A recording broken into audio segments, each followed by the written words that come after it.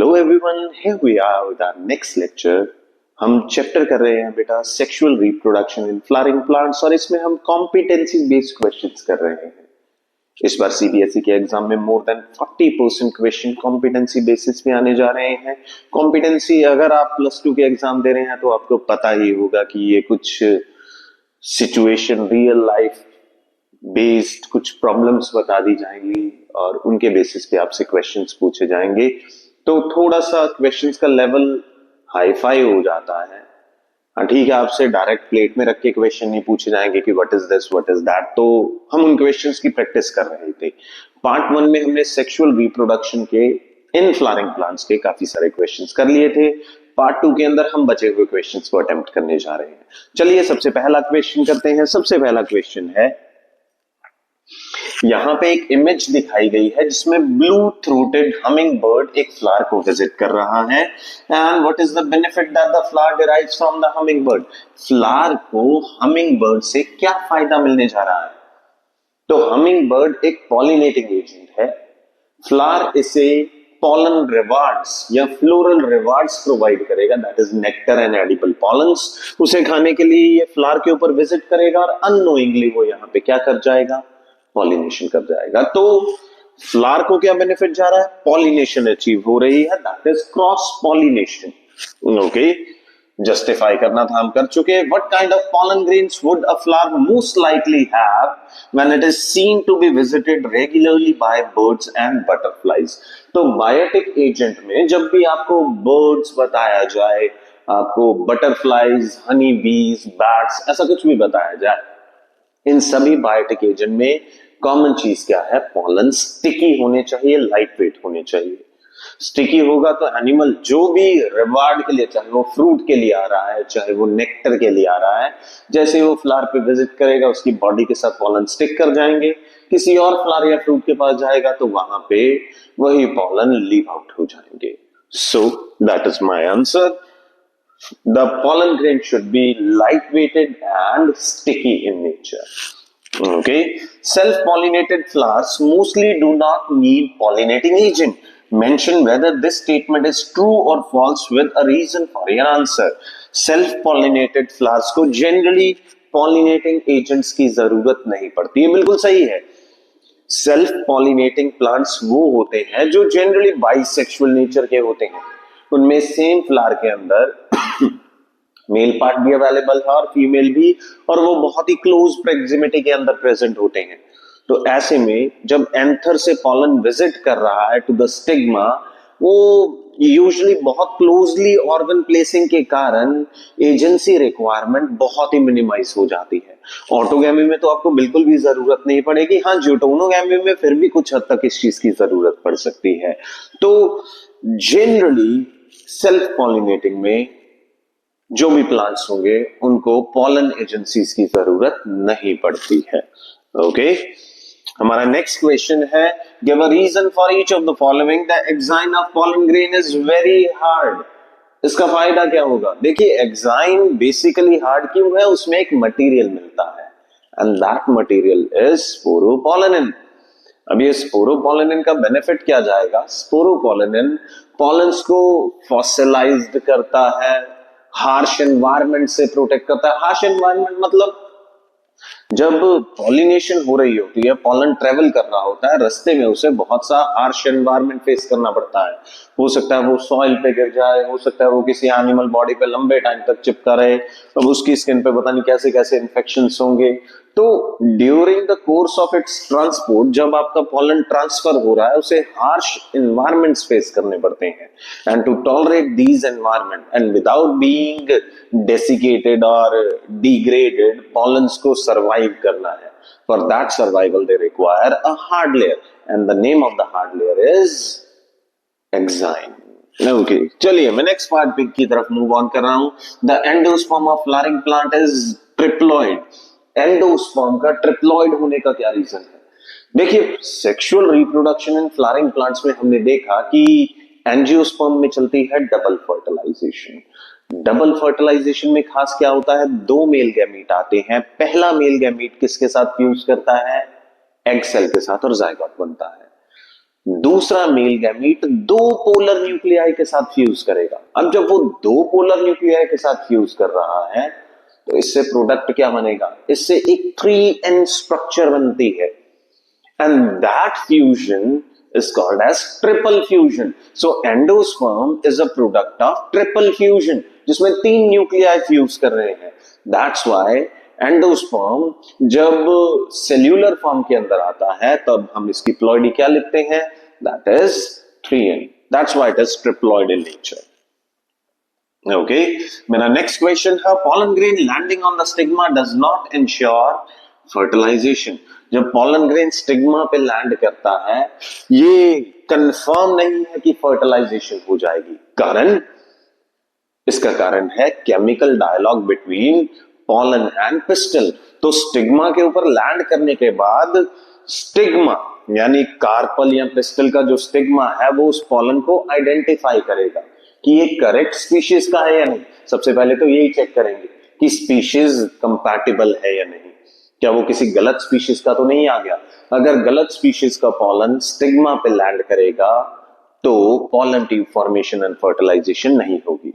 जब वो आके लैंड कर गया स्टिग्मा के ऊपर, समहाउ समवे हम मान लेते हैं कि वो सेम स्पीशीज का है, फिर ये चेक किया जाएगा वो सेल्फ पॉलिनेटेड फ्लावर है या पॉलन है या फिर क्रॉस पॉलिनेटेड पॉलन है। अब सेल्फ पॉलिनेटेड क्रॉस पॉलिनेटेड में प्लांट का डिसीजन रहेगा कि वो किस चीज को फैसिलिटेट कर रहा है। अगर वो सेल्फ के लिए कंपैटिबिलिटी शो करेगा तो क्रॉस वाले को पॉलन ट्यूब नहीं बनने दी जाएगी, और अगर आपका प्लांट क्रॉस पॉलिनेटेड पॉलन को अडैप्ट करता हुआ, उसे सिलेक्ट करता हुआ दिखाई देगा तो वो सेल्फ के लिए इनकम्पैटिबल हो जाएगा। सो पॉलन लैंड करने का मतलब ये नहीं है कि वो फर्टिलाइजेशन में पार्टिसिपेट करेगा, उसे बहुत सारे स्पोरोफिटिक चेक और गैमेटोफिटिक चेक के थ्रू होके गुजरना पड़ता है before going for fertilisation. Next question, seeds of hybrid varieties needed to be produced afresh every year। ये सबसे लास्ट टॉपिक में से आया, दैट इज एपोमिक्सिस। अब हाइब्रिड प्लांट्स में दिक्कत क्या रहती है, जब वो गैमीट फॉर्मेशन में जाते हैं तो कैरेक्टर सेग्रीगेशन हो जाता है। यानी अगर प्लांट हाइब्रिड है उसके गैमीट तो प्योर ही होंगे, ये तो हमने जेनेटिक्स में भी सीखा है, a gamete is always pure. So जब वो अगली जनरेशन के अंदर जाएगा वो हाइब्रिड कैरेक्टर मेंटेन रहेगा, इसकी कोई गारंटी नहीं है। इसी वजह से कैरेक्टर सेग्रीगेशन की वजह से, लॉ ऑफ सेग्रीगेशन की वजह से हाइब्रिड प्लांट के सीड्स हाइब्रिड नहीं होते हैं। हमें हर साल नए सिरे से हाइब्रिड सीड बनाने की जरूरत पड़ती है। ओके, हम नेक्स्ट क्वेश्चन की तरफ जा रहे हैं। Question number 32, a typical angiospermic anther is bilobed and dithecous. Bilobed and dithecous में डायग्रामेटिकली से शो करना पड़ेगा। Draw label diagram to show how anther would look like in a transverse section. तो बेसिकली आप क्या करते हैं, आप वो बटरफ्लाई लाइक स्ट्रक्चर बनाएंगे जिसमें आप कुछ वॉल्स दिखाना चाहते हैं, आप मोस्ट प्रोबेबली दिखा सकते हैं। कौन कौन सी वॉल्स? सबसे बाहर मिलती है epidermis, second layer is endothecium, third layer is multiple layers of middle layers, और सबसे अंदर मिलेगी टैपेटम।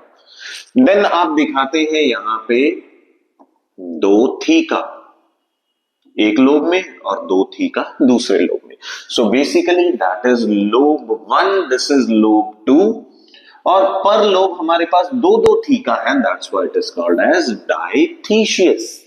अगर हम ओवरऑल काउंट करें, इसी थीका का आगे जाके क्या बनना है, इसका बनना है पॉलन सैक। Clear that? तो आप ये डायग्राम बना के आएंगे, डायग्राम इंपॉर्टेंट है। दूसरा क्वेश्चन नंबर 33 हम देख रहे हैं, cells of microspore tetrad are diploid. Is this statement true? Justify your answer. Microspore tetrad है क्या? जब माइक्रोस्पोर मदर सेल मियोसिस करती है तो वो 4 माइक्रोस्पोर बनाती है, 4 माइक्रोस्पोर।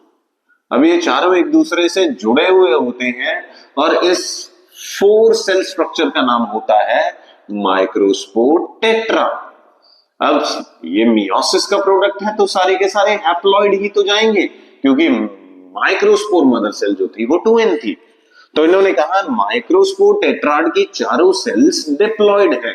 ये एक गलत स्टेटमेंट है, क्योंकि ये मियोसिस का प्रोडक्ट है तो ये डिप्लॉयड हो ही नहीं सकते, ये हैप्लॉयड जाएंगे। ओके, मैं अगले क्वेश्चन पे जा रहा हूं, क्वेश्चन नंबर 34। अ फार्मर सोड tomatoes plant with both sexes in the same flower. तो एक बाइसेक्सुअल प्लांट जिसके फ्लावर बाइसेक्सुअल है वो बोया है उसने अपने खेत के अंदर, दैट इज टमाटो। और एक बिटर गाउड उसने अपने खेत के अंदर उगाया है जिसके अंदर प्लांट के पास दोनों के दोनों सेक्सेस हैं, यानी प्लांट आपका बाइसेक्सुअल है लेकिन फ्लावर उसके यूनिसेक्सुअल है। अब फर्क क्या आ गया, टमाटो प्लांट भी बाइसेक्सुअल है और उसके फ्लावर भी बाइसेक्सुअल है। बिटर गाउड यानी करेला जो है उसके प्लांट तो बाइसेक्सुअल है लेकिन उसके अंदर अलग अलग जगह पे, एक जगह पे स्टैमिनेट फ्लावर्स लगे हैं, एक जगह पे पिस्टिलेट फ्लावर्स लगे हैं, फ्लावर यूनिसेक्सुअल जाता है। ओके, तो क्वेश्चन नंबर 1 है to ensure cross pollination what should the farmer do in each of the cases. Cross करवानी है तो इस केस में उसे क्या करना पड़ेगा, एक बाइसेक्सुअल में क्रॉस करवाने के लिए, सेल्फ रोकने के लिए एंथर्स रिमूव करने पड़ेंगे। और बेटा आप सभी जानते हैं एंथर रिमूवल को क्या कहा जाता है, दैट इज इमैस्कुलेशन। हम आगे मूव ऑन कर रहे हैं। दूसरे केस में, बिटर गाउड के केस में क्रॉस करवाने का उसके पास क्या तरीका है, उसके अंदर क्रॉस करवाने के लिए उसे आर्टिफिशियल हाइब्रिडाइजेशन के अंदर जाना पड़ेगा, उसे बैगिंग वगैरह करके रखना पड़ेगा ताकि अनवांटेड जियोटोनोगैमी ना हो जाए। ओके, देन नेक्स्ट क्वेश्चन हमारे पास है, the male flowers from the tomato plants are removed and pollen are dusted, can the flower grow into a fruit. अगर आप मेल फ्लावर्स को, या मैं कहूं कि आप इस क्वेश्चन के अंदर मेल फ्लावर लिखा है, मेल पार्ट लिखा जाना चाहिए तो वो ज्यादा बेटर जाता। अगर आप मेल पार्ट को टमाटो प्लांट के फ्लावर में से रिमूव करते हैं और उसके ऊपर पॉलन डस्ट किया जाता है, क्या फ्लावर फ्रूट बनेगा? हाँ, आप अगर मेल फ्लावर को रिमूव कर रहे हैं लेकिन फीमेल के ऊपर पॉलन डस्टिंग कर रहे हैं, फ्रूट फॉर्मेशन तो जाएगा, ये हमारे पास वर्केबल रहेगा।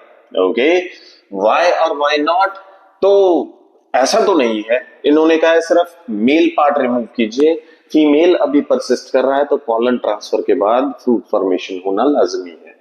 लेकिन अगर ये कह रहे हैं, इन केस ये कहते हैं कि आप कार्पल रिमूव कर देते हैं तो ऐसे में फ्रूट फॉर्मेशन ना होता। आगे, describe a process that can enable you to observe pollen tube germination under laboratory condition. अब बेटा ये आपकी लैब मैनुअल का सबसे पहला एक्सपेरिमेंट है। आप लैब के अंदर पॉलन ट्यूब देखना चाहते हैं तो आपको करना क्या है, 10% शुगर सॉल्यूशन लेना है, एक ग्लास स्लाइड लीजिए और उसके ऊपर एक sugar solution, 10% sugar solution, boron डाल दीजिए। बोरोन बहुत अंदर वाली साइड पे एम्ब्रियो देखना बड़ा इजी होता है, आप एक काम कीजिए, आप इसे एम्ब्रियो मान लीजिए। बाहर वाली साइड से तो आपको सिर्फ एंडोस्पर्म ही दिखेगा, तो आप क्यू को क्या मान लेंगे, आप इसे मान लेंगे एंडोस्पर्म। आप इतना मान के चलिए, आपका ये सही जाएगा आंसर की के अंदर। Okay, what is most likely to have happened to the coconut water. अब यहाँ पे व्हाइट कलर का सॉलिड दिख रहा है तो कोकोनट वाटर कहाँ गायब हो गया? बेटा पहले जब एंडोस्पर्म था कोकोनट वाटर के अंदर तब वो लिक्विड फॉर्म में था, जब कोकोनट कच्चा था तब एंडोस्पर्म लिक्विड फॉर्म में था, मल्टी न्यूक्लिएटेड। लेकिन जैसे जैसे टाइम बीतता गया वो एंडोस्पर्म सॉलिड हो गया, क्योंकि सारा मल्टी न्यूक्लिएटेड मास सेल्यूलर एंडोस्पर्म में कन्वर्ट हो गया। तो यहां पे तुम्हारा आंसर क्या जाएगा कि आपका coconut water has converted into cellular endosperm after cytokinesis, क्योंकि पहले कैरियो हो चुका था, साइटो पेंडिंग थी, लेकिन जैसे जैसे उम्र बीतती गई सेल्यूलर एंडोस्पर्म बनना शुरू हुआ, मल्टी न्यूक्लिएटेड साइटोप्लाज्म कन्वर्ट हो गया इनटू ईच इंडिविजुअल सेल्स। आगे, what is the ploidy of coconut water? बेटा अगर ये एंडोस्पर्म है तो ये 3N ही जाएगी, हमें पता है एंडोस्पर्म 3N होता है। Okay. Some scientists have used modified techniques of conventional methods of artificial hybridization. One such reference is that of Reddy et al., where a razor blade is used to make an incision in one side of flower bud and some petals are removed. इन्होंने petal remove किया है. Then forceps use करके इन्होंने flower को इमेस्कुलेट किया, मतलब anthers remove किए हैं. आगे, the bird is covered with drinking straw made of plastic. तो एंथर रिमूव करने के बाद क्या है, उस बर्ड को एक प्लास्टिक की स्ट्रॉ में साइड में कट लगा के उसमें कवर कर दीजिए एंड स्ट्रॉ का एक सिरा मोड़ दीजिए जो ओपन एंड था. एक साइड से तो बर्ड कवर हो गई, मान लीजिए कि ये फ्लावर था, इसके ऊपर मैंने स्ट्रॉ लगा दी ऐसे. अब एक सिरे ने तो फ्लावर को कवर कर रखा है, दूसरा सिरा जो ओपन है उसे मैं क्या कर दूंगा, उसे मैं बेंड कर दूंगा. बेंड कर दूंगा तो उससे क्या है, कोई विंड पॉलिनेटेड पॉलन या इंसेक्ट पॉलिनेटेड पॉलन फ्लावर तक नहीं पहुंच पाएगा. That is a method of covering और बैंडिंग. आगे, the straw is removed during pollination and replaced once pollination is completed. Pollen dusting and rebagging की बात हो रही है. Then, what process of conventional method of artificial hybridization method the straw is mimicking? That is bagging. ये bagging को mimic कर रहा है. Mimic मतलब नकल करना. Okay. State two possible benefits of bending of straw. Straw को bend करने के दो benefits बताइए. स्ट्रॉ को बेंड करने का पहला बेनिफिट है कि कोई इंसेक्ट जो है वो स्ट्रॉ के अंदर नहीं घुस पाएगा ताकि वो इंसेक्ट पॉलिनेशन कर जाए. और दूसरा है, मोड़ने से against the gravity pollen transfer wind के तरीके से नहीं हो सकता है. तो ये बैगिंग एंड कवरिंग का काम करेगा जिससे कि अनवांटेड पॉलिनेशन नहीं होगी. ओके. नेक्स्ट क्वेश्चन नंबर 38, ये हमारा लास्ट क्वेश्चन रहेगा. Consider two plant species as described below. Species P bisexual है, एंड्रोशियम गाइनोशियम सेम टाइम पे मैच्योर हो रहे हैं. आंसर तो यही पड़ा है, अगर सेम टाइम पे मैच्योर हो रहे हैं तो ये सेल्फ पॉलिनेशन में जाएगा. Okay. And anther and style are almost at the same height. ठीक है, सेल्फ ही जाना चाहिए. दूसरा, स्पीशीज क्यू यूनिसेक्सुअल, एंड्रोशियम पहले मैच्योर या बाद में मैच्योर हो रहा है और गाइनोशियम पहले मैच्योर हो रहा है. और एंथर्स जो है वो स्टाइल के मुकाबले ज्यादा लंबे हैं. एंथर्स थोड़ा ऊपर प्लेस्ड है, कार्पल थोड़ा नीचे प्लेस्ड है. Okay. What kind of pollination is likely to be seen in species P and Q. P में जाएगी सेल्फ और क्यू में जाएगी क्रॉस. सारे लक्षण भी वैसे हैं. Give a reason for your answer in each the case. हाँ ठीक है, सेम टाइम पे मैच्योर हो रहे हैं तो सेल्फ ही होगा. Different time maturity, placing at different positions, ये सारा कुछ आउटब्रीडिंग डिवाइसेस है. ये इनब्रीडिंग डिवाइसेस है, ये आउटब्रीडिंग डिवाइसेस है. If a plant cultivator wants more viable varieties of offspring, which species should he choose to cultivate and why? इन दोनों में से कौन सी ज्यादा वायबिलिटी विगॉर शो करेगा? जो क्रॉस पॉलिनेटेड होगा. तो कल्टीवर को क्या चूज करना चाहिए? That is species Q. I hope आपको ये सारे क्वेश्चन समझ में आए होंगे. हमारे chapter number 1 that is sexual reproduction in flowering plants के सारे टॉपिक कवर हो चुके हैं. हम कल एक नए टॉपिक के साथ आएंगे जिसमें हम ह्यूमन रिप्रोडक्शन का टॉपिक करेंगे. आज के लिए इतना ही है. Keep reading, keep studying. Exam के लिए अच्छे से रेडी हो जाइए. Thank you so much.